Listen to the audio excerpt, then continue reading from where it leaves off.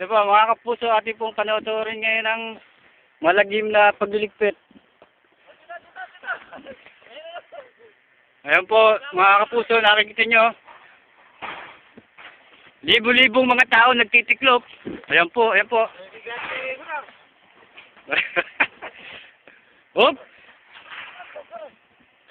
Nakita nyo po, butik na masubsob. Ganyan po kahirap ang trabaho dito sa Saudi. Kaya kung iniisip nyo na kami nagtatain ng pera dito, yan po isang pagkakamali. Puso!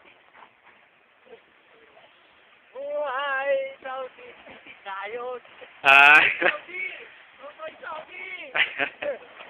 Yan pong nakadilaw, yan po si Eric Flores. Ang buhay ang Pinoy! Oh, tuloy! Sige!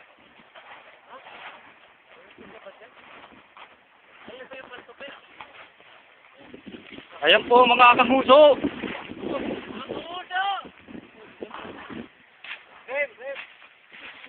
Adjust, adjust.